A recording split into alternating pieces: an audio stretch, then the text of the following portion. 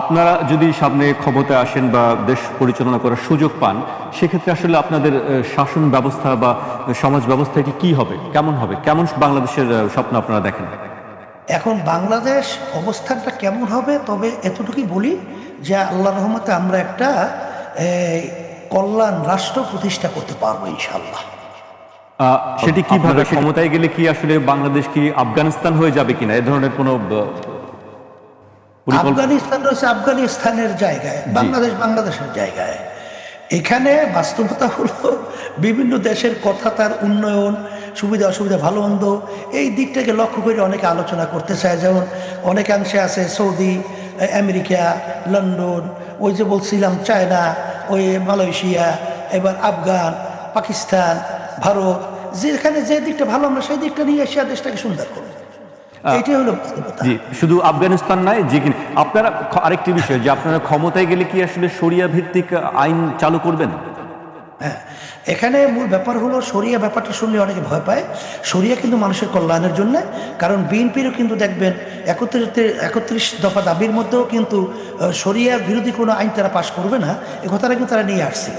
আওয়ামী লীগ কিন্তু তাদের নির্বাচনী ইশতেহারের মধ্যে তারা কিন্তু পরিষ্কারভাবে ঘোষণা করেছে যে আমরা ক্ষমতায় যেতে পারলে আমরা শরিয়া বিরোধী কোনো আইন পাশ করব না। আসলে শরিয়া ব্যাপারটা আমাদের কাছে গ্রাম্য একটা প্রবাদ বাক্য রয়েছে যে চুন খাওয়ার পরে মুখ পুড়ে যাওয়ার পরে নদী দেখলে যেরকম ভয় পায়, আসলে শরিয়াত তো মানুষের কল্যাণের একটা নীতি আদর্শ। এটা আপনার পর্যালোচনা করলে দেখবেন যে এর ভিতরে কোনো ওই সুযোগ, এরকম অনিয়ম, অবিচার এটা থাকে না। বিধায় এটাকে আমরা নীতি আদর্শের দিক থেকে আমরা এই শরিয়া জিনিসটা আমরা তো অনেকে বুঝাতে পারি না। আসলে এটা নীতি আদর্শ।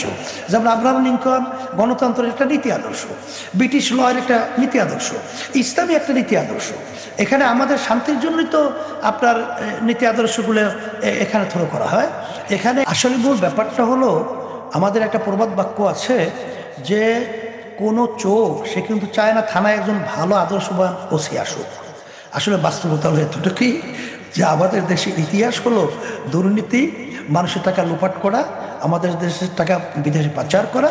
আসলে বাস্তবতা হলো এতটুকু, ইসলাম এমন এক নীতি আদর্শ, এটা যদি কেউ লালন করে সেখানে মনের দিক থেকে, মানুষের দিক থেকেই এই মেন্টাল তাদের পরিবর্তন ঘটে যাবে আল্লাহর রহমতে। আপনারা কারণ যে যে পরিবেশে যে অবস্থান থাকে তার সাগরেদ কিন্তু ওই ধরনেরই হয়। তো এখানে ইসলাম এমন এক নীতি আদর্শ, এই নীতি আদর্শ মানুষ জানলে, শুনলে, বুঝলে এবং এর সাথে জড়ায় থাকলে তখন কিন্তু সবাই এই নীতি আদর্শের প্রতি তাদের মন ঝুঁকে পড়বে এবং এর মাধ্যমেই শান্তি দুনিয়াতেও এবং আখেরাতেও মুক্তি। এর বাইরে কোনো আসলে কোনো গাইডলাইন এটা সৃষ্টিকর্তা দেয় নাইও। নারীর পোশাক নিয়ে ধরনের আলোচনা আছে, নারী কি পোশাক পরতে পারবে কি পরতে পারবে না, ধর্মীয় অনুশাসন কিভাবে সে মেনে চলবে, সে ধরনের কি আপনাদের দলের পক্ষ থেকে কোনো বিধি নিষেধ আরোপ করা আছে, বা নারী কিভাবে চলাফেরা করবে, স্বাধীনতা, সেটি কি আসলে নির্ধারণ করে দিবে কেউ? মূল ব্যাপার হলো যেমন নাকি পাশ্চাত্য দেশগুলো তারা নারীরা এবং পুরুষরা যেভাবে চলাফেরা করে এমন কিছু জায়গাও তো আছে তারা ল্যাংটা হয়ে থাকে, একটা অবস্থায় তারা চলাফেরা করে। কিন্তু ইসলাম ও নীতি আদর্শের মধ্যে আমরা মানুষ, আমরা তো পশু না। আমাদের চলাফেরার ভিতরেও কিন্তু একটা শালীনতা, একটা নিয়মতান্ত্রিকতা এটা থাকবে। আমরা দেখছি সেদিনকার আমাদের একটা ছেলে দায়িত্বশীল, সে আমাদের ইউনিভার্সিটি মালয়েশিয়ায় পড়ে, সেখানে আমাদের ওই ছেলেটা এই ইসলামী নীতি আদর্শের যে পোশাকটা সে পছন্দ করছে, সে ওইটা পরে দেখা যায় যে অনেকেই এটাকে সাধুবাদ জানায় এবং তার কাছে ভালো লাগছে। এটা হলো নিজের ব্যক্তিগত, আমাদের ধর্মীয় একটা নিয়ম নীতি পোশাকাদির ব্যাপারেও ছিল এবং এটার মাধ্যমে মানুষের সম্মান বাড়ে, কমে না। এটা দেশকে অসুন্দর করারই একটা নীল নকশা আমি বলবো। কারণ নারীরা, আপনি দেখবেন আমরা যখন নির্বাচন ইসলামের পক্ষে আমরা ভোট চাওয়ার জন্য বাক্স পাঠাই, সেখানে কিন্তু আমার যতটুকু জরিপ আছে সেখানে দেখবেন নারীরাই কিন্তু ইসলামের পক্ষে বেশি মতামত প্রকাশ করে। কিন্তু এক শ্রেণীর নারীদের অধিকারের নামে আসলে তারা কিন্তু পরিবেশকে অসুন্দর করার জন্যে তারা কিন্তু বিভিন্ন প্রক্রিয়ায় তারা কিন্তু কার্যক্রম পরিচালনা করে থাকে। তারা যে প্রস্তাবগুলো নারীদের স্বাধীনতার ব্যাপারে, তাদের বাস্তবায়নের ব্যাপারে তারা যে দিয়েছে, এটা আমরা একটা রিপোর্ট তৈরি করে কিন্তু আমরা কমিশনেও জমা দিয়েছি।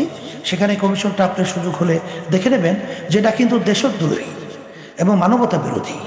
এটা শুধুমাত্র ব্যক্তি নারী স্বাধীনতা হরণ করছে তাই না, এটা দেশের স্বাধীনতা বিপন্ন হওয়ার পথে, এবং সেখানে কিন্তু মানবতা বিরোধী এই ধরনের কিন্তু প্রস্তাবগুলো তারা নিয়ে আসছিল। কোন কোন জায়গায় কিভাবে, এটা আমরা বড় আকারে, এটা আমরা কিন্তু বই আকারে নারী কমিশন সহ আমরা কিন্তু সরকারের কাছে আমরা পাঠিয়েছি। এটা আপনারা দেখে পর্যালোচনা করে দেখতে পারবেন যে কিসের জন্য আমরা আপত্তিটা জানিয়েছি। এটা আপনাকে অনুরোধ থাকলো, আপনাদের অনুরোধ থাকলো, এটা আমরা দেখে নিয়ে যে কিসের জন্য আমরা এটা বলছি। জি জি, আপনারা ক্ষমতায় গেলে সেটি কি হবে, মানে সেই কোন ধরনের, মানে আপনাকে এই ক্ষেত্রে শরিয়া আইনে যেভাবে বলা আছে সেভাবেই নারীকে চলতে হবে, সেরকম কোনো নির্দেশনা কি আপনাদের পক্ষ থেকে থাকবে? ব্যাপারটা হলো এখানে জোর করে কাকেও পোশাক পরানো, অমুক করানো, এটা আমাদের দায়িত্ব কর্তব্য না। আমাদের দায়িত্ব কর্তব্য হলো আমরা নীতি আদর্শটাকে বলে দেওয়া।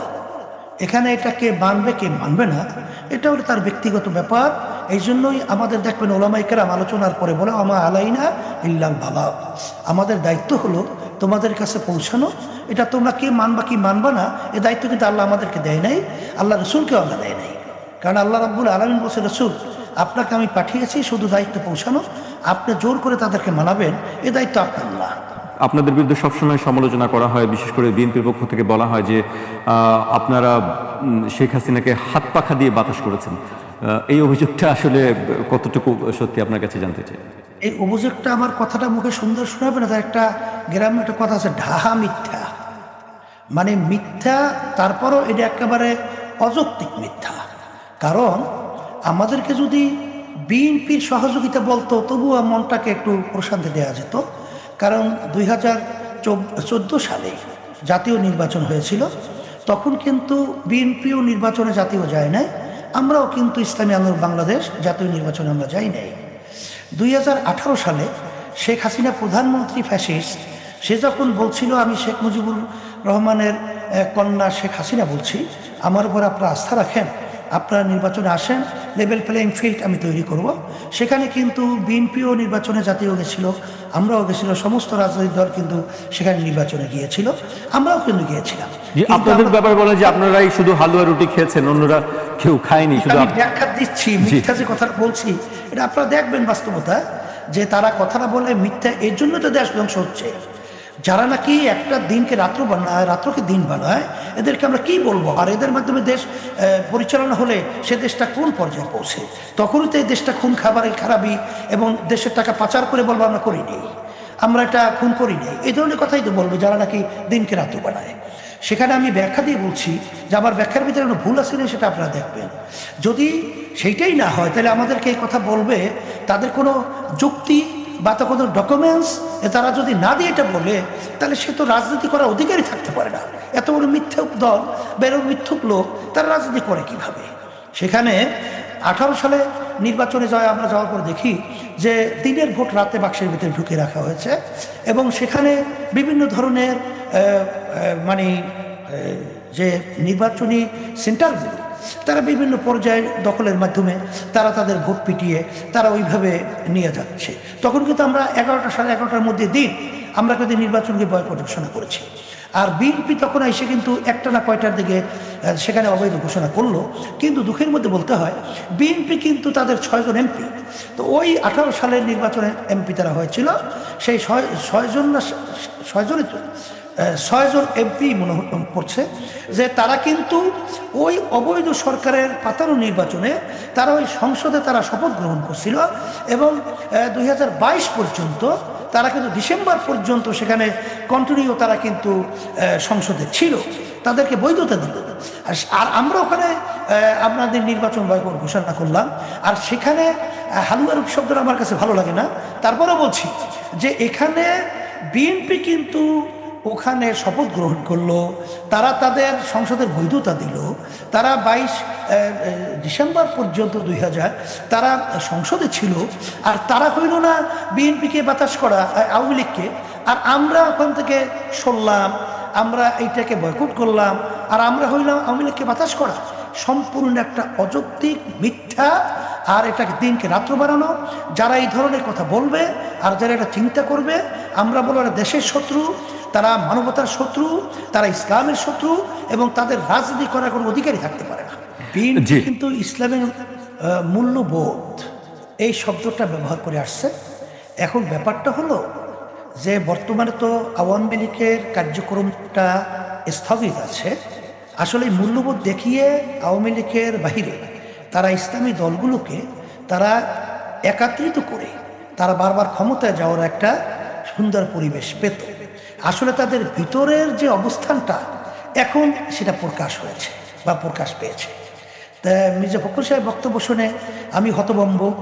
আমরা এটা আগে পরে যতটুকু জানছি বা আছি, এখন বক্তব্যের পরে তো পুরোটাই জানতে পেরেছি যে তারা ভারত সহ আওয়ামী লীগকে বোঝাবার চেষ্টা করেছে যে আমাদেরকে এভাবে দমন পীড়ন করেন না, তাহলে কিন্তু দক্ষিণ পন্থা অথবা আপনার ইসলামী দলগুলো উত্থান ঘটবে, ফিরাতে পারবেন না। তাই ঘটে গেছে। এটা তার খুব দুঃখ এবং তার খুব আফসোস। তো এখানে ইসলামপন্থী দলগুলো যেন মাথা উঁচু করতে দাঁড়াতে না পারে, এটা তাদের চিন্তা ভিতরে আগে থেকেই ছিল, এটা এখন প্রকাশ পেয়েছে। এই জন্য আমরা ইসলামী আন্দোলন বাংলাদেশ, আমাদের কেউ রাগ করুক আর গোসা করুক, আমরা কিন্তু আগেই বুঝতাম, জানতাম যে আসলে এরা কিন্তু ইসলামের পক্ষে আসলে কোনো কার্যক্রম পরিচালনা করবে না, আমাদেরকে স্বার্থের জন্য ব্যবহার করছে। আমি সমস্ত ইসলামী রাজনৈতিক দল এবং সবাই ইসলামমনা দেশপ্রেমিক আমি আমার ভাইদেরকে এবং রাজনৈতিক দলদেরকে বলবো যে এদের অবস্থানটা তো এখন পরিষ্কার তারা ব্যক্ত করেছে। এরপরেও তাদের সাথে একত্রিত হয়ে আবার নির্বাচন করাটা, এটা ইসলাম দেশ মানবতার কল্যাণের ব্যাপারে এটা আমি পরিষ্কার বলতে পারি না, এবং তাদের সাথে থাকাটা কোনো যৌক্তিক এটা আমি বলতে পারি না। আমরা এখন দেশ গড়ার ব্যাপারে আমরা সবাই দেশপ্রেমিকরা একত্রিত হয়ে একটা অবস্থান তৈরি করার ব্যাপারে আমি সকলকে তত আহ্বান জানাচ্ছি। জি, তাহলে এখানে আপনাদের পক্ষ থেকে কোনো জবরদস্তি কোনো বিষয় নেই? দেখার জবরদস্তি কোনো বিষয় এখানে নেই। জি, আমি আরেকটি বিষয় আমি আপনাকে কাছে জানতে চাই, যেটি হচ্ছে যে একটি বিষয় তো আপনি জানেন যে পাকিস্তানের দুজন মন্ত্রীর বাংলাদেশ সফরের কথা আছে, সেই সফর নিয়ে বেশ আলোচনা হচ্ছে। কেউ কেউ বলছেন, রাজনীতি বিশ্লেষক যারা আছেন তারা বলছেন যে এই সফরে বাংলাদেশের উচিত হবে যে গণহত্যার ৭১-এর যে গণহত্যা, সেই গণহত্যার জন্য পাকিস্তানকে কাছে ক্ষমা চাওয়া এবং ক্ষতিপূরণ দাবি করার বিষয়টি থাকবে। আপনি কি মনে করেন, আসলে কি পাকিস্তানের কি ক্ষমা চাওয়া উচিত বা ক্ষতিপূরণ দেওয়ার বিষয়টি, আপনার বক্তব্য কি?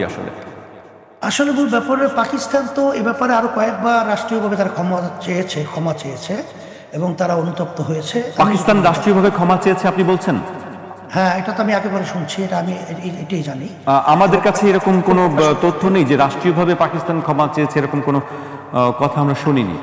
হ্যাঁ, এটা কিন্তু যখন ইমরান খান প্রধানমন্ত্রী ছিল, সে কিন্তু তাদের কার্যক্রম সহ আইয়ুব খানের সেটা যে ভুল হয়েছে, এরা ঠিক হয় না, এই ধরনের কথাবার্তা কিন্তু তারা বারবার আমার যতটুকু জেহেনে আছে এটা তারা বলেছে। জি জি, তারা এটা বলেছেন, কিন্তু রাষ্ট্রীয়ভাবে কিন্তু কোনো ক্ষমা চায়নি বা ক্ষতিপূরণের কোনো কথাও কিন্তু তারা বলেননি, আমরা যতদূর জানি।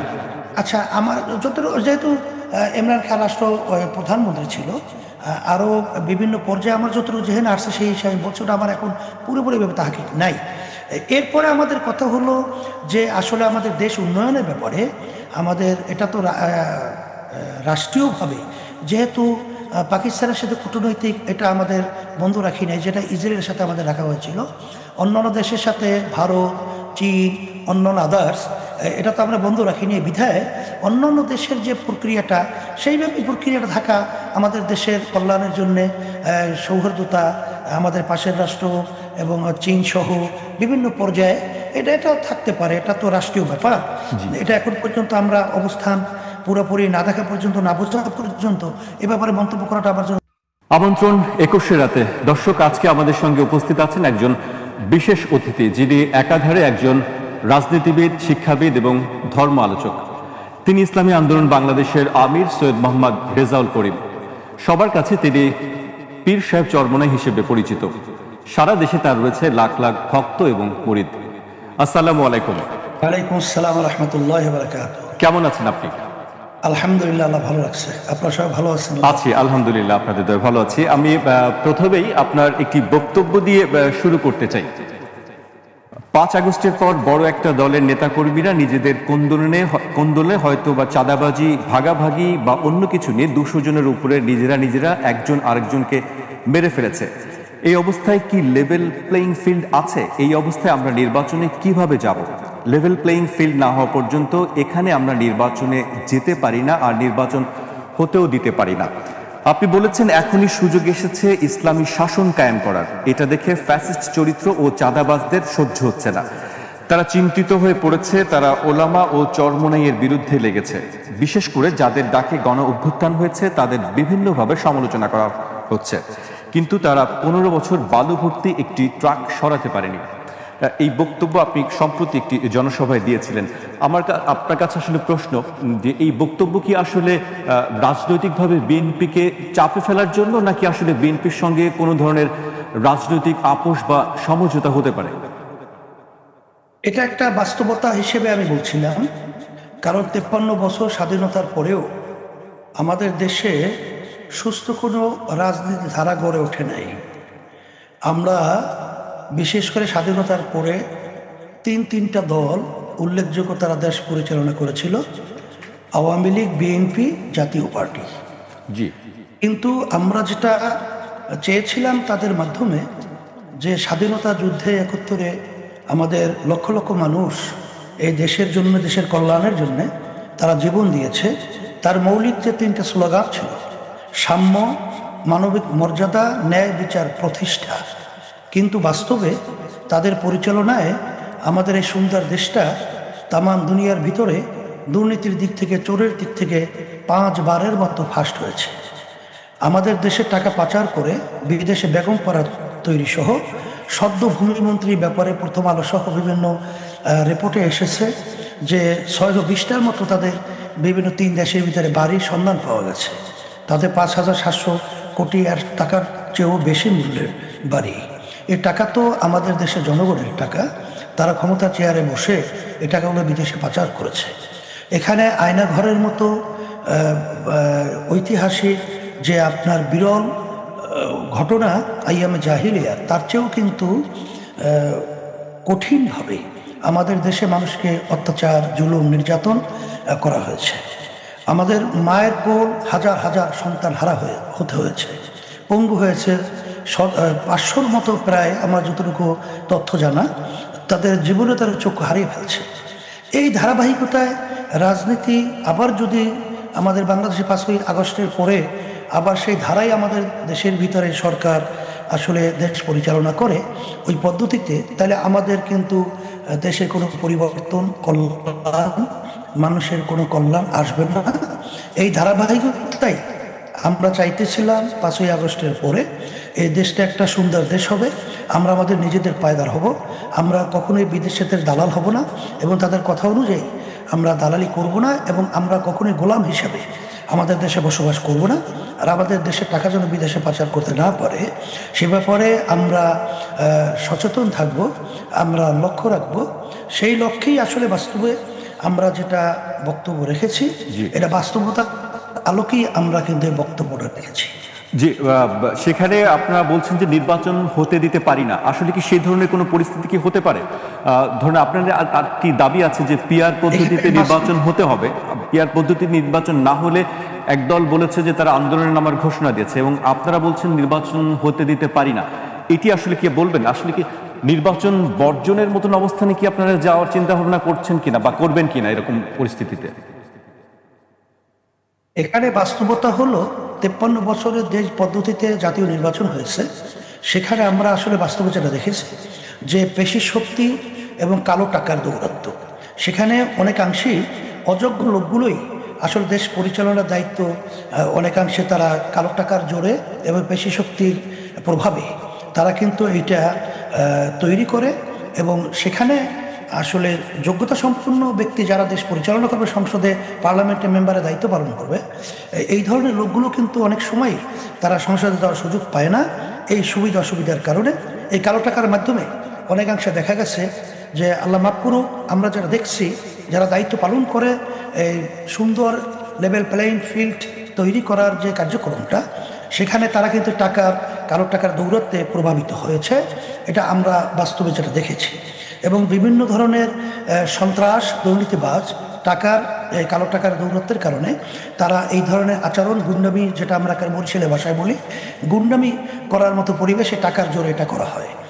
যার কারণে আমরা চাইতেছিলাম যে এই নির্বাচন পদ্ধতিটা পরিবর্তন না হওয়া পর্যন্ত আমাদের দেশ আর সামনে সুন্দর হবে এটা আমরা মনে করি না। আমরা কিন্তু বিএনপি, আওয়ামী লীগ, জাতীয় পার্টি আমরা কিন্তু কারো শত্রু না। আমরা কিন্তু দেশপ্রেমিক, ইসলাম প্রেমিক, মানুষের কল্যাণ সাধনের জন্যেই আসলে আমরা মূলত রাজনীতি করে থাকি।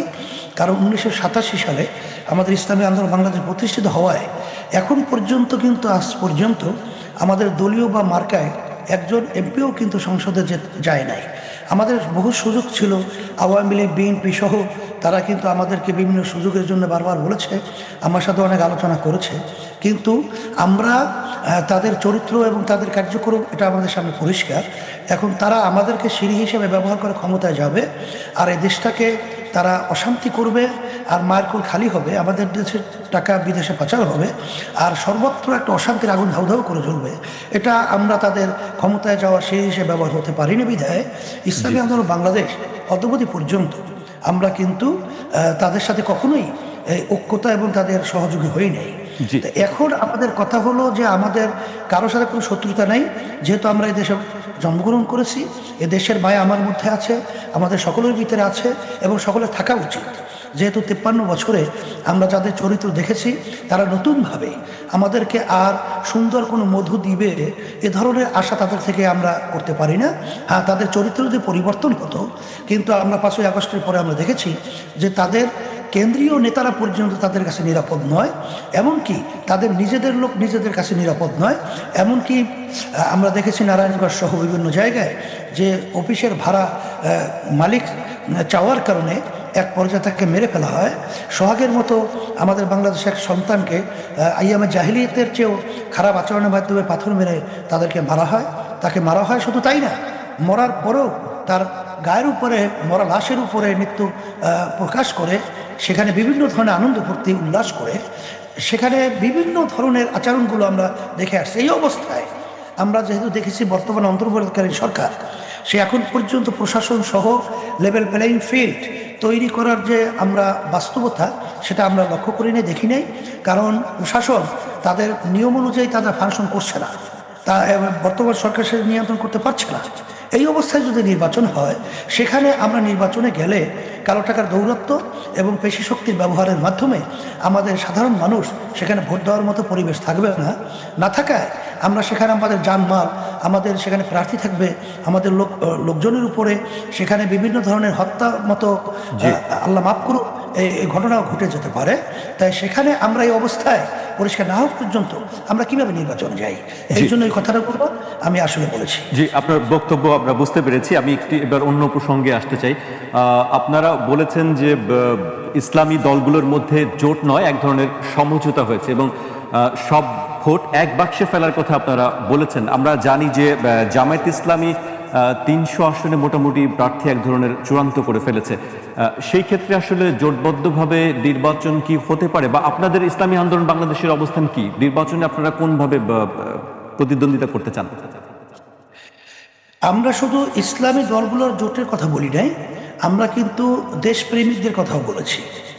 সেখানে দেশপ্রেমিক এবং ইসলামী শক্তি আমরা ঐক্য হয়ে দেশটাকে গড়ব, ইসলামের পক্ষে, মানবতার কল্যাণের পক্ষে আমরা সবাই একাকার হয়ে জাতীয় নির্বাচনে আমরা নির্বাচনে একটা অ্যালায়েন্স, যে নির্বাচনী একটা সমঝোতা, এইটা আমরা করার চিন্তা নিয়ে এবং সেই আলোচনা আমরা আলহামদুলিল্লাহ অনেকটাই সবাইকে নিয়ে আমরা কিন্তু অনেকটা আগায়ও গেছি আলহামদুলিল্লাহ। এইভাবেই আমরা ইসলামী আন্দোলন বাংলাদেশ আমরা চাইতেছি যে 53 বছর আমাদের দেশ সর্বদিক থেকে অসুন্দর হয়ে উঠছিল। কারণ চীনের দিকে যদি আমরা তাকাই, মালয়েশিয়ার দিকে যদি তাকাই, আমাদের পরেও তাদের যে 47-48 বছরের চীনের অবস্থান না খেয়ে তারা কিন্তু দিন রাতে যাপন করত। এখন তাদের অবস্থান আমার বিশ্বের মধ্যে কোন পর্যায়ে তাদের অর্থনৈতিক, তাদের অন্য কাঠামোগত, কিন্তু মালয়েশিয়া আমরা লক্ষ্য করে দেখব যে আমাদের পরেও তাদের অবস্থান তৈরি হওয়ার পরেও তাদের অবস্থানটা কোন পর্যায়ে পৌঁছে গেল। আর আমাদের দেশটা 54 বছর চলছে, কিন্তু আমাদের যারা পরিচালক দেশ চালায়, এদের নীতি আদর্শ এবং এরা দুর্নীতিবাজ হওয়ার কারণেই আসলে আমাদের দেশটা সুন্দর হচ্ছে না। বিধায় আমরা চাইতেছি দেশপ্রেমিক ও ইসলাম প্রেমিক মানবতার কল্যাণে, দেশের কল্যাণে আমরা সব একাকার হয়ে আমরা নির্বাচনে একটা বাক্স দেব, এই চিন্তা নিয়ে আমরা কাজ করছি এবং সে সারাও আলহামদুলিল্লাহ খুব ভালো। আর সিংহভাগ অধিকাংশ রাজনৈতিক দল এই নির্বাচন পদ্ধতি বিগত দিনে পরিবর্তন করে এখানে পিয়ার সিস্টেম নির্বাচনের মাধ্যমে এই যে কালো টাকার দৌরত্বটা এবং পেশি শক্তির ব্যবহার, আর সাথে সাথে আপনার এই যে বিভিন্ন ধরনের মানুষের যে ভোট দেওয়ার পরও 60% লোকের কোনো আসলে মতামতের কোনো গুরুত্ব থাকে না, সেখানে 30-35-40% লোকদের মতামতের ভিত্তিতে দেশ পরিচালনা করে। আর সব রাজনৈতিক দলের প্রতিনিধি সংসদে দেওয়ার সুযোগ থাকে। এই সব দিক থেকে মিলিয়ে, কারণ এই এমপিরা স্থানীয়, এদের মাধ্যমেই কিন্তু আসলে এই সন্ত্রাস তৈরি হয় এবং এদের ছত্রছায়ায় কিন্তু দুর্নীতিবাজ তৈরি হয়। আর এমপি নিজে হয়ে আসার চিন্তাই এই ধরনের তাণ্ডবগুলো কিন্তু অনেকাংশে ঘটিয়ে থাকে এবং ঘটে। যার কারণে আমরা পিয়ার পদ্ধতি নির্বাচন যদি হয়, তাহলে সেখানে প্রতিটা ভোটারের তাদের মূল্যায়ন হবে, তাদের মতামতের গুরুত্ব থাকবে। আমরা গ্রামে একটা কথা বলি, ভোট পৌঁছবে না যদি এই পিয়ার পদ্ধতিতে নির্বাচন হয়। আর সাথে সাথে প্রতিটা রাজনৈতিক দলের প্রতিনিধি সংসদে থাকবে। এতে করে সবাই যেহেতু সংসদে থাকবে, সেখানে দেশের ভিতরে হরতাল, বিভিন্ন ধরনের অবরোধ, বিভিন্ন ধরনের অনাকাঙ্ক্ষিত ঘটনা, এগুলো কিন্তু অনেকাংশে কমে আসবে, এটা আমাদের বিশ্বাস। যেহেতু তাদের সব প্রতিনিধি যেহেতু সংসদে আছে, সবাইকে নিয়ে আলোচনা করেই আমরা একসঙ্গে দেশটাকে সুন্দর করার ব্যাপারে আমরা কার্যক্রম পরিচালনা করতে পারবো। কিন্তু এখন দেখা যায় একটা শক্তি এই পদ্ধতিতে নির্বাচনে ফ্যাসিস্ট চরিত্র হয়ে ওঠে। তারা এককভাবে তারা সংবিধান পরিবর্তন করার সুযোগ পায় নিজেরা বিভিন্ন পদ্ধতিতে। এইটা হওয়ার কারণেই অন্য দলের অন্য লোকের কোনো ওখানে সুযোগ থাকে না এবং এককভাবে যার মনে চায় তাই করে। এই জন্য আমরা এই পরিবর্তনটা চাই। জি, আমরা জানি যে জামায়াত ইসলামীকে নিয়ে একসময় আপনারা বিভিন্ন বক্তব্য দিয়েছেন। জামায়াত ইসলামীকে বলা হয়েছে, আপনারা পক্ষ থেকে বলা হচ্ছে যে জামায়াত ইসলামী কোনো ইসলামিক দল নয় এবং তাদের সঙ্গে কখনোই ঐক্য সম্ভব নয়। আপনারা কি আসলে সেই বক্তব্য থেকে সরে এসেছেন? আপনি যে প্রশ্নটা করছেন, এখানে আমাদের প্রথম থেকে কথাটা আপনাদের খেয়াল আছে নিশ্চয়ই, যে এখানে আমরা কিন্তু 5ই আগস্টের পর থেকে আমরা একটা কথা জোরালোভাবে বলার চেষ্টা করেছি যে সমস্ত ইসলামী দলগুলো যে আমরা যেন একটা বাক্স পাঠাতে পারি। সেখানে তো জামাত শুধু ভিন্ন নয়, এখানে অন্য ইসলামী অনেকগুলো দল আছে। সবাইকে নিয়েই আমরা যেন দেশ গড়ার ব্যাপারে নির্বাচনী অ্যালায়েন্স করার এই সম্ভাবনা এবং এই অবস্থানটাই আমাদের থেকে আসলে চিন্তা আছে। এখানে যার যার মত নিয়ে সে ওখানে থাকবে। যেমন আমরা কিন্তু এখানে এনসিপি যদি আমাদের সাথে থাকে, তারা তো ইসলামী দল না, সেটা তো দেশপ্রেমিক হিসেবে তাদেরকে আমরা এখানে নিয়ে আসার চিন্তা করছি, বা আমরা তাদের সাথে থাকার চিন্তা করছি, বা তারা আমাদের সাথে থাকার চিন্তা আছে। এবি পার্টি, গণ অধিকার, অন্য অন্য আদার্স অনেক দেশপ্রেমিক দল রয়েছে, তাদের সবার সাথে কিন্তু আমরা আলোচনা করছি। এখানে শুধুমাত্র জামাত এটা তাদের ভিন্ন অবস্থান, তারা থাকবে, এনসিপি তাদের অবস্থান থাকবে, এবি পার্টি তাদের অবস্থান থাকবে, অন্যান্য দলগুলো তাদের অবস্থান থাকবে, কিন্তু দেশের ব্যাপারে আমরা সবাই একাকার, এ ব্যাপারে আমরা দ্বিমত থাকবে না। জি, তাহলে জামায়াত ইসলাম, জি, তাহলে জামায়াত ইসলামের সঙ্গে আপনাদের বিরোধটা কোথায় ছিল আসলে? না, এখানে জামাত ইসলাম সহ তো বললাম যে যেমন নাকি যারা নাকি বিএনপি, আওয়ামী লীগ, জাতীয় পার্টি সহ তারা তো ইসলাম নীতি আদর্শ বাস্তবায়ন চায় না। আমরা তো ইসলামী নীতি আদর্শ বাস্তবায়ন চাই। এদিক থেকেই তো বিরোধ, এদিক থেকেই তো পার্থক্য।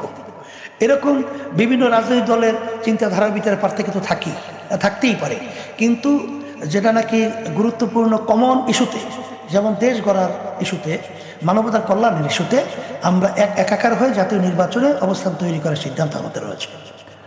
জি, আমরা মোটামুটি আপনার বক্তব্য বুঝতে পেরেছি। আমি আরেকটি বিষয় উল্লেখ করতে চাই। এক সময় আমরা ঢাকার রাস্তায় স্লোগান শুনতাম যে আমরা হব তালেবান, বাংলা হবে আফগান। আপনারা ক্ষমতায় গেলে কি আসলে বাংলাদেশ কি আফগানিস্তান হয়ে যাবে কিনা, এ ধরনের কোনো? আফগানিস্তান রয়েছে আফগানিস্তানের জায়গায়, বাংলাদেশ বাংলাদেশের জায়গায়।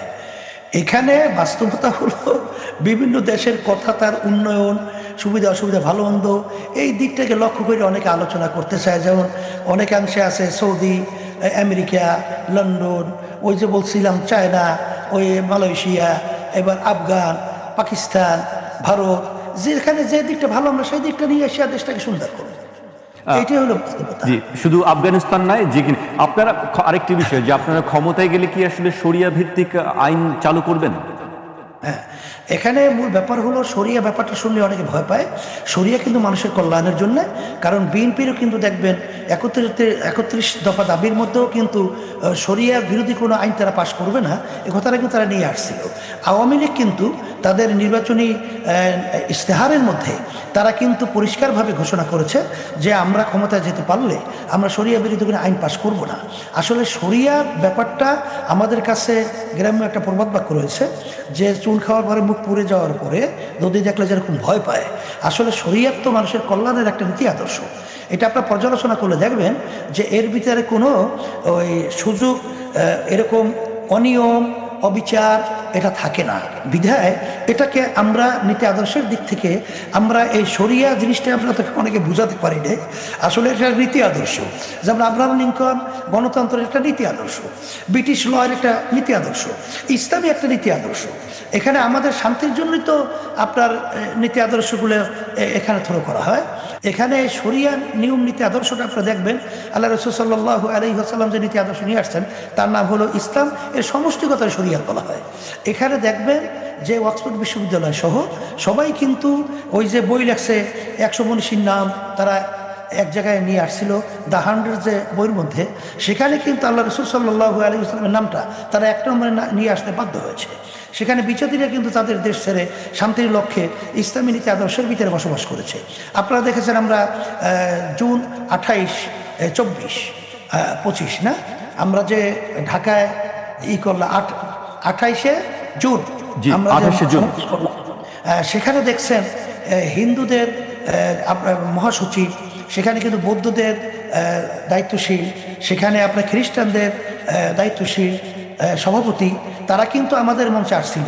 তারা তো সংখ্যালঘু অন্য জাতি, তারা আমাদের এখানে সারা দেশে তারা ঘুরে দেখছে যে আসলে নীতি আদর্শের দিক থেকে শান্তি যদি তারা পেতে চায়, থাকতে চায়, তাইলে আমাদের মাধ্যমে, আমাদের নীতি আদর্শের মাধ্যমেই শান্তি পেতে পারে। কারণ 5ই আগস্টের পরে তারা দেখেছে যে এক শ্রেণী নেমেছিল চাঁদাবাজির জন্যে, স্টেশন দখলের জন্যে, ঘাট দখলের জন্যে, আর আমরা এই নীতি আদর্শ যারা লালন করি আমরা তখন নেমেছিলাম সংখ্যালঘুদের বাড়িঘর ইজ্জত এবং তাদের উপাসনালয় হেফাজত এবং সংরক্ষণের দায়িত্বের জন্যে, এবং আমরা রাস্তার ভিতরে মানুষের কষ্ট লাঘবের জন্যে, আমরা সেখানে কিন্তু ট্রাফিক সিগন্যালের দায়িত্ব পালন করার জন্যে। এটা তো তারা দেখেছে। এবং স্বাধীনতা যুদ্ধের সময় হিন্দুরা সহ আমাদের বাড়িতেই কিন্তু তারা আশ্রয় নিয়েছিল, এবং ওখানে কিন্তু আব্বাজান দাদাজান সহ তাদেরকে আপ্যায়ন এবং মেহমানদারি করেছে। এই ইতিহাস তো বাংলাদেশে দিনের মতো পরিষ্কার হয়ে আছে।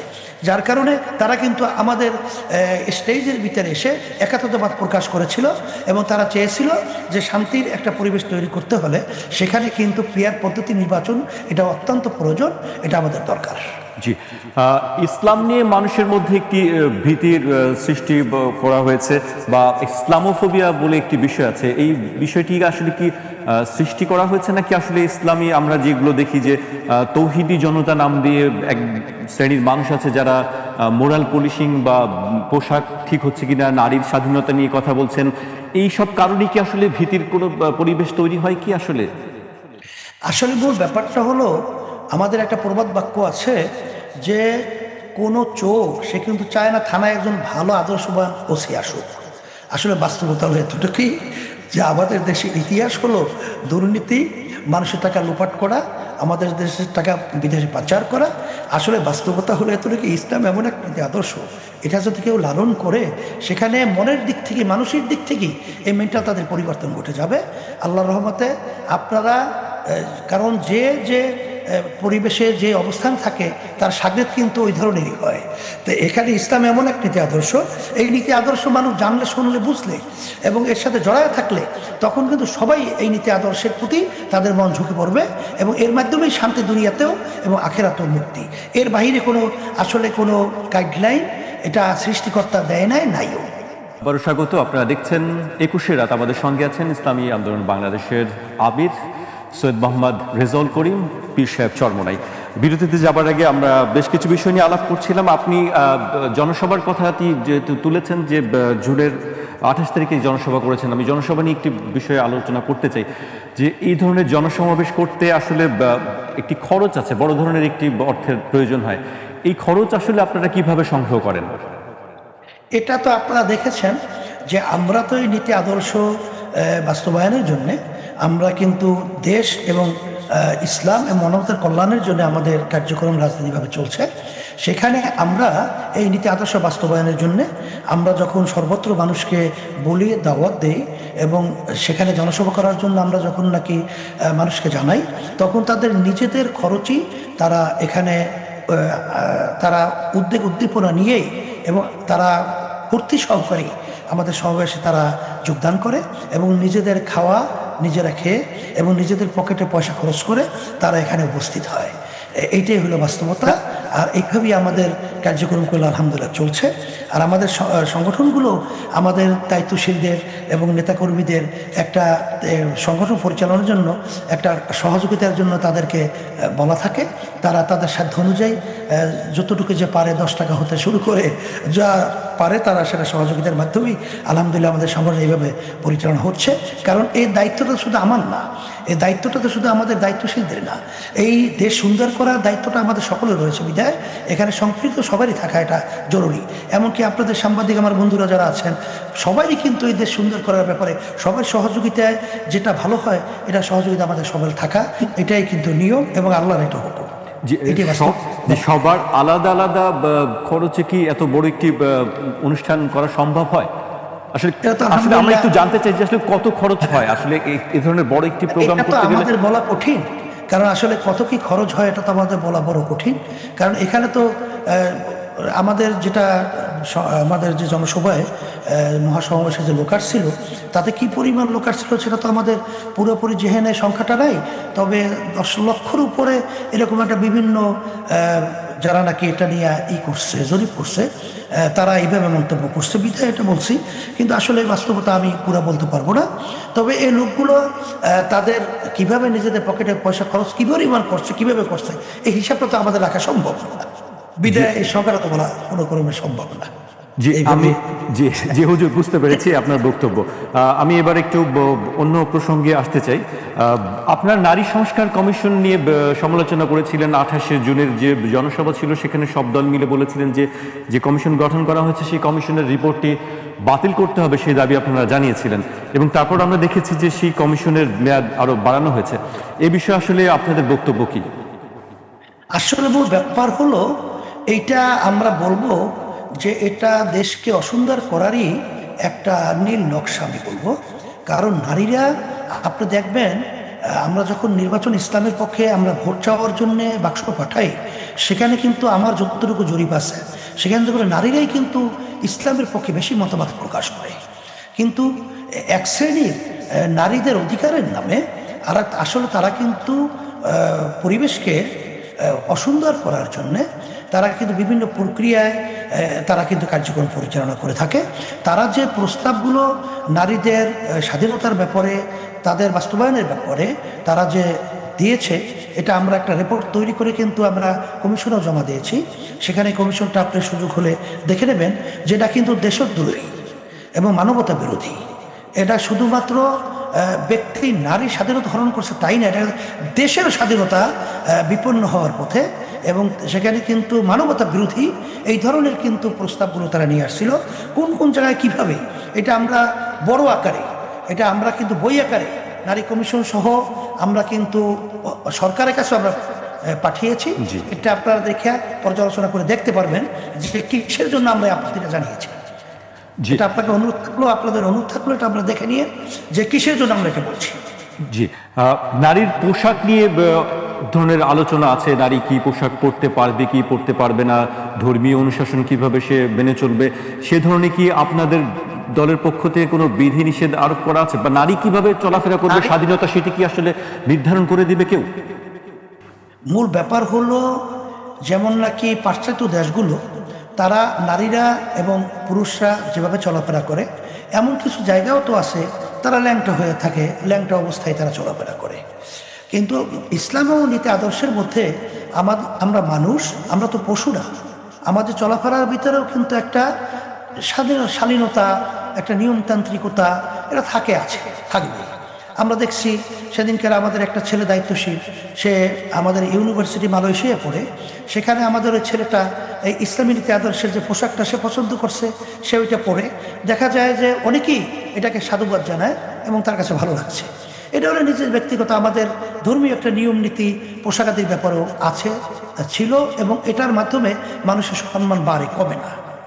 জি, আপনারা ক্ষমতায় গেলে সেটি কি হবে, মানে সেই কোন ধরনের, মানে আপনার কি ক্ষেত্রে শরিয়া আইনে যেভাবে বলা আছে সেভাবেই নারীকে চলতে হবে, সেরকম কোনো নির্দেশনা কি আপনাদের পক্ষ থেকে থাকবে? ব্যাপারটা হলো, এখানে জোর করে কাকেও পোশাক পরানো, অমুক করানো, এটা আমাদের দায়িত্ব কর্তব্য না।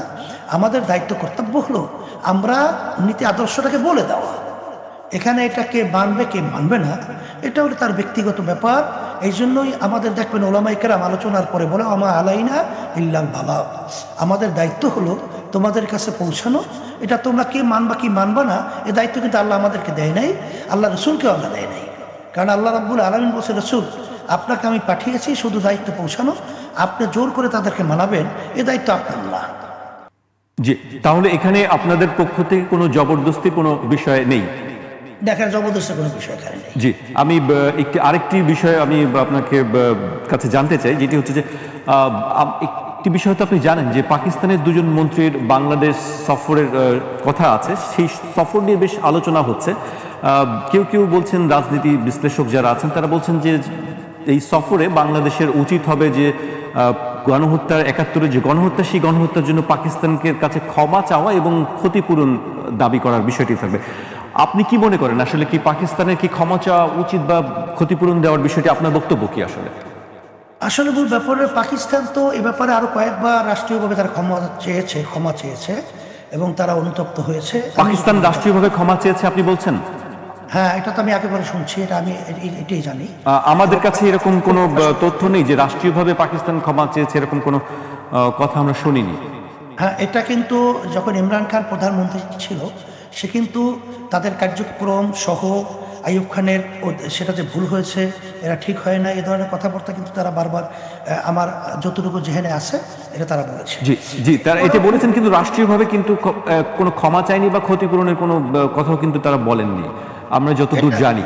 আচ্ছা, আমার যতটুকু, যেহেতু ইমরান খান রাষ্ট্র প্রধানমন্ত্রী ছিল, আরও বিভিন্ন পর্যায়ে আমার যতটুকু জেহেনে আসছে সেই হিসাবে বলছে, ওটা আমার এখন পুরোপুরিভাবে তাহাকিক নাই। এরপরে আমাদের কথা হলো যে আসলে আমাদের দেশ উন্নয়নের ব্যাপারে আমাদের এটা তো রাষ্ট্রীয়ভাবে, যেহেতু পাকিস্তানের সাথে কূটনৈতিক এটা আমাদের বন্ধ রাখি নাই, যেটা ইসরায়েলের সাথে আমাদের রাখা হয়েছিল, অন্যান্য দেশের সাথে ভারত, চীন, অন্যান্য আদার্স, এটা তো আমরা বন্ধ রাখিনি। বিধায় অন্যান্য দেশের যে প্রক্রিয়াটা, সেইভাবে প্রক্রিয়াটা থাকা আমাদের দেশের কল্যাণের জন্যে, সৌহার্দ্যতা, আমাদের পাশের রাষ্ট্র এবং চীন সহ বিভিন্ন পর্যায়ে এটা থাকতে পারে। এটা তো রাষ্ট্রীয় ব্যাপার। এটা এখন পর্যন্ত আমরা অবস্থান পুরোপুরি না দেখা পর্যন্ত, না বোঝা পর্যন্ত এ ব্যাপারে মন্তব্য করাটা আমার জন্য তো কঠিন। ঠিক আছে, আমরা বুঝতে পেরেছি আপনার বক্তব্য।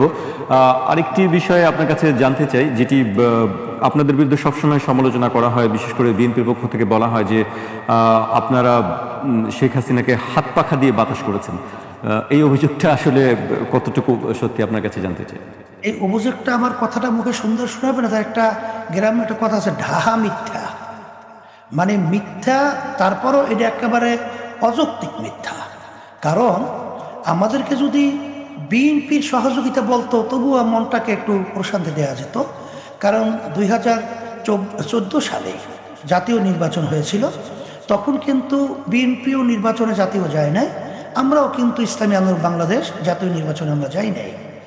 2018 সালে শেখ হাসিনা প্রধানমন্ত্রী ফ্যাসিস্ট, সে যখন বলছিল আমি শেখ মুজিবুর রহমানের কন্যা শেখ হাসিনা বলছি, আমার উপর আপনারা আস্থা রাখেন, আপনারা নির্বাচনে আসেন, লেভেল প্লেইং ফিল্ড আমি তৈরি করব। সেখানে কিন্তু বিএনপিও নির্বাচনে জাতীয় গেছিল, আমরাও গেছিল, সমস্ত রাজনৈতিক দল কিন্তু সেখানে নির্বাচনে গিয়েছিল, আমরাও কিন্তু গিয়েছিলাম।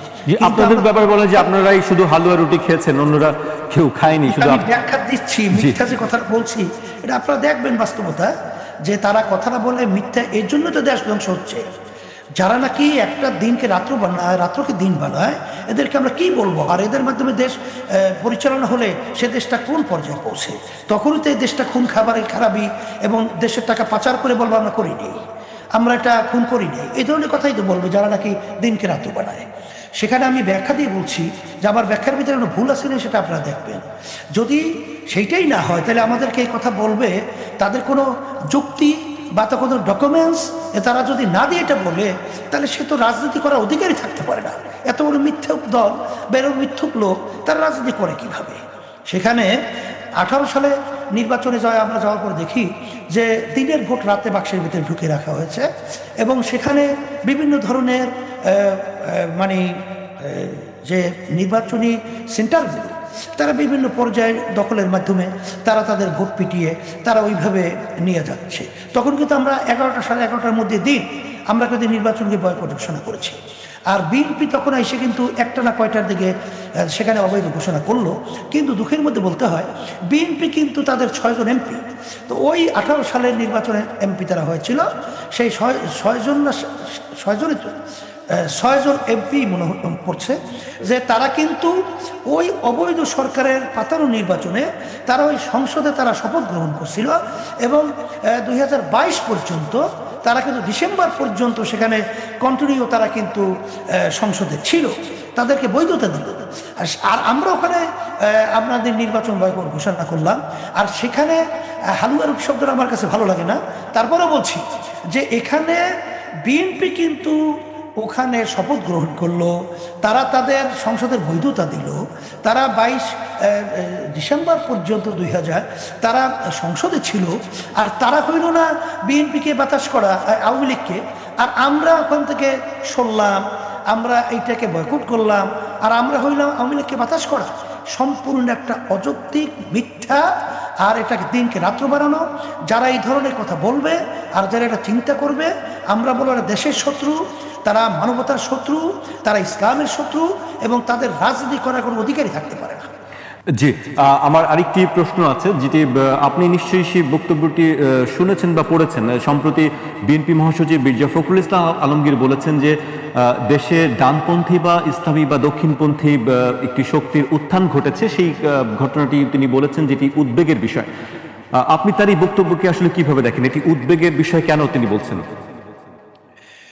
মূল ব্যাপারটা হলো বিএনপি কিন্তু ইসলামের মূল্যবোধ এই শব্দটা ব্যবহার করে আসছে। এখন ব্যাপারটা হলো যে বর্তমানে তো আওয়ামী লীগের কার্যক্রমটা স্থগিত আছে। আসলে এই মূল্যবোধ দেখিয়ে আওয়ামী লীগের বাহিরে তারা ইসলামী দলগুলোকে তারা একত্রিত করে তারা বারবার ক্ষমতায় যাওয়ার একটা সুন্দর পরিবেশ পেত। আসলে তাদের ভিতরের যে অবস্থানটা এখন সেটা প্রকাশ হয়েছে বা প্রকাশ পেয়েছে। তা মির্জা ফখরুল সাহেব বক্তব্য শুনে আমি হতভম্ব। আমরা এটা আগে পরে যতটুকু জানছি বানাচ্ছি, এখন বক্তব্যের পরে তো পুরোটাই জানতে পেরেছি যে তারা ভারত সহ আওয়ামী লীগকে বোঝাবার চেষ্টা করেছে যে আমাদেরকে এভাবে দমন পীড়ন করেন না, তাহলে কিন্তু দক্ষিণপন্থা অথবা আপনার ইসলামী দলগুলো উত্থান ঘটবে, ফিরাতে পারবেন না। তাই ঘটে গেছে। এটা তার খুব দুঃখ এবং তার খুব আফসোস। তো এখানে ইসলামপন্থী দলগুলো যেন মাথা উঁচু করতে দাঁড়াতে না পারে, এটা তাদের চিন্তার ভিতরে আগে থেকেই ছিল, এটা এখন প্রকাশ পেয়েছে। এই জন্য আমরা ইসলামী আন্দোলন বাংলাদেশ, আমাদের কেউ রাগ করুক আর গোসা করুক, আমরা কিন্তু আগেই বুঝতাম, জানতাম যে আসলে এরা কিন্তু ইসলামের পক্ষে আসলে কোনো কার্যক্রম পরিচালনা করবে না, আমাদেরকে স্বার্থের জন্য ব্যবহার করছে। আমি সমস্ত ইসলামী রাজনৈতিক দল এবং সবাই ইসলামমনা দেশপ্রেমিক আমি আমার ভাইদেরকে এবং রাজনৈতিক দলদেরকে বলবো যে এদের অবস্থানটা তো এখন পরিষ্কার তারা ব্যক্ত করেছে। এরপরেও তাদের সাথে একত্রিত হয়ে আবার নির্বাচন করাটা, এটা ইসলাম দেশ মানবতার কল্যাণের ব্যাপারে এটা আমি পরিষ্কার বলতে পারি না, এবং তাদের সাথে থাকাটা কোনো যৌক্তিক এটা আমি বলতে পারি না। আমরা এখন দেশ গড়ার ব্যাপারে আমরা সবাই দেশপ্রেমিকরা একত্রিত হয়ে একটা অবস্থান তৈরি করার ব্যাপারে আমি সকলকে তত আহ্বান জানাচ্ছি। জি হুজুর, আপনার কাছে আমার সর্বশেষ প্রশ্ন, আপনারা যদি সামনে ক্ষমতায় আসেন বা দেশ পরিচালনা করার সুযোগ পান, সেক্ষেত্রে আসলে আপনাদের শাসন ব্যবস্থা বা সমাজ ব্যবস্থাটি কি হবে, কেমন হবে, কেমন বাংলাদেশের স্বপ্ন আপনারা দেখেন? এখন বাংলাদেশ অবস্থানটা কেমন হবে, তবে এতটুকুই বলি যে আল্লাহর রহমতে আমরা একটা কল্যাণ রাষ্ট্র প্রতিষ্ঠা করতে পারবো ইনশাআল্লাহ। সেটি কিভাবে? সেটি কি ইসলামী আইন বাস্তবায়নের মাধ্যমে, নাকি যে প্রচলিত যে আইনগুলো আছে সেইগুলোই থাকবে? প্রচলিত ইসলাম সব আদার্স মিলেমিশে যার দ্বারা দেশের কল্যাণ হবে সেভাবেই আমরা করবো ইনশাআল্লাহ। জি, আমরা আজকে একেবারে শেষ পর্যায়ে চলে এসেছি। আমাদেরকে সময় দেওয়ার জন্য আপনাকে অনেক ধন্যবাদ। নিশ্চয়ই আবার অন্য কোনো সময় আপনার সঙ্গে বিভিন্ন বিষয় নিয়ে আলোচনা হবে। আপনাদের সকলকে একুশে টিভিকে আমরা ধন্যবাদ জানাচ্ছি, এবং যারা শুনতেছিলেন আমাদের ভুল ত্রুটি আমরা ক্ষমা দৃষ্টিতে দেখার জন্য বলছি। আমাদের চিন্তার আলোকে আমরা কথা বলছি। আমরা কিন্তু দেশ এবং মানবতা ইসলামের পক্ষে কল্যাণেই আমরা রাজনীতি করি এবং সেভাবে কথা বলছি। ভুল হতে পারে, সকলকে ভালো থাকার রেখে দেশ সুন্দর হওয়ার ব্যাপারে আমি আল্লাহর কাছে দোয়া করে আমি আপনাদের সকল কুশল কামনা করে আলোচনা শেষ করছি। আলহামদুলিল্লাহ। জি, আপনাকে আবারও ধন্যবাদ জানাচ্ছি। আবার একুশে টেলিভিশনের পক্ষ থেকেও আপনাকে ধন্যবাদ জানাচ্ছি। আপনি ভালো থাকবেন, নিশ্চয়ই আবার আপনার সঙ্গে কথা হবে।